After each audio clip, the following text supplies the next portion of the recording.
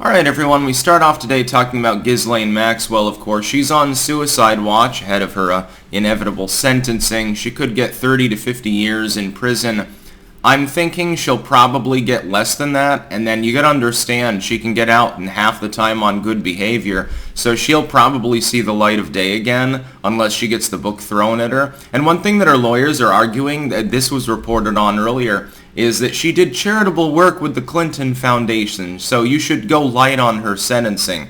By the way, I do seem to recall, it's been a while. The legacy media rarely talks about Maxwell, so how long it is, the average person doesn't even know at this point. It's been a while since she was prosecuted and found guilty, and we still don't have a client list of all of those rich and famous people that were peddled, trafficked individuals by Ghislaine Maxwell. She was effectively the talent scout for Epstein. She was the one arranging everything. She was like basically the party undersecretary of pedophilia, and we don't know exactly who actually done it.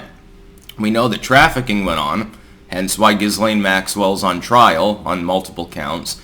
We have testimony from some of the people that were trafficked, although many of them weren't allowed to testify at all. I wonder why. We have testimony about the fact that many individuals were being trafficked too, but we still don't have any information on who. Now we find out she's on suicide watch. And somebody succinctly pointed out the other day, yes, they're going to watch her commit suicide. Actually, you won't get to watch it because, of course, the cameras in the cell will manage to turn off right before it happens. Her cellmate will be gone. The cameras will be off. Computers won't log when the guards were checking and stuff. They'll glitch out. The guards, who will be poorly trained, one of them may not even be a full guard like with Epstein, will be on a coffee break at the time. Hey, we were only gone for 10 minutes, and somehow she got a towel in her room and managed to asphyxiate herself. Somehow she managed to do what Epstein did, which is do a somersault off a 3-foot edge with a sheet tied around his neck and managed to break his neck in so doing. That'll probably happen. That's because you're supposed to understand that it was an assassination about which there is no evidence and therefore no way to proceed. It's basically laughing in the face of the justice system by people who are so rich, powerful, and numerous that they've become completely unaccountable. It's almost like having a separate life form on the planet that has no real boundaries, and there's all a bunch of psychopaths comprise them, and they don't experience the normal legal system. So if you do something wrong, if you, for instance, do drugs, you can get in trouble. Mitch McConnell's yacht can traffic $1 million in cocaine. Nobody even investigates it. This has happened many times. Look at Swallowwell there, fucking a Chinese spy.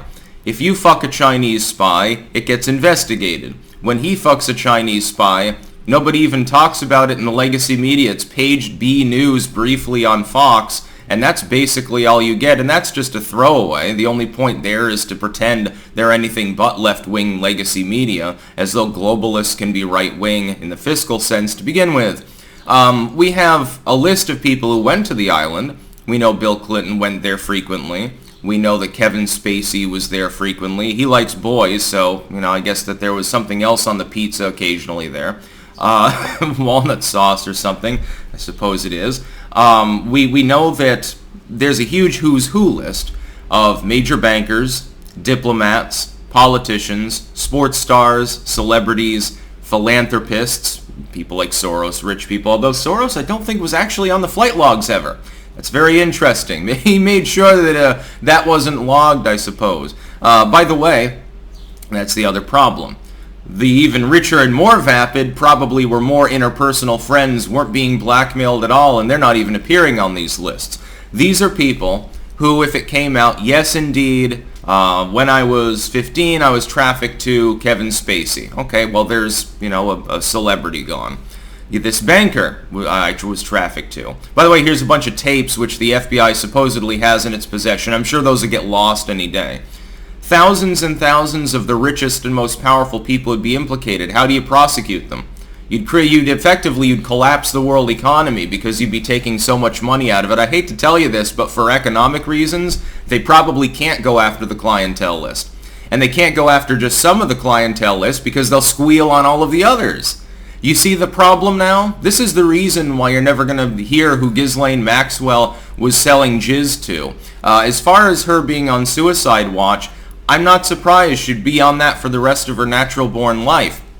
Will they kill her in order to keep her silent? Or are they going to give her a sweetheart deal sort of thing for keeping her mouth shut? Make sure she has the cushiest cell in the lowest security federal prison, and she serves as little time as possible, and she gets out on good behavior, and she gets plenty of walks around the prison park, which I'm sure is more posh than what you would get in a normal person's prison, and is watched like a hawk to make sure she doesn't squeal, but also to make sure she's never in any real danger. I don't know which of these things is going to happen. Of course, suicide watch ahead of sentencing of this type is, I believe, normal anyway. But it is interesting. It's quite intriguing that it's not really being reported on. Again, you'll get a couple of throwaway page B news bits about Ghislaine Maxwell or Epstein or anything else. And then a bunch of damage control. If she does knock herself off, it'll just be a bunch of pieces about conspiracy theorists from the far right have determined that Clinton killed Ghislaine Maxwell personally. That's what you'll get. You'll get a bunch of straw manning and horseshit. By the way, you got this as well with Epstein. They fixated on the hashtag Clinton crime thing that was half satirical, that was trending, and never actually reported what the public should know, which is, hey, everything in this case looks suspicious. Maybe a proper investigation is not going to be conducted because clearly there were shenanigans going on that involve people in the prison itself.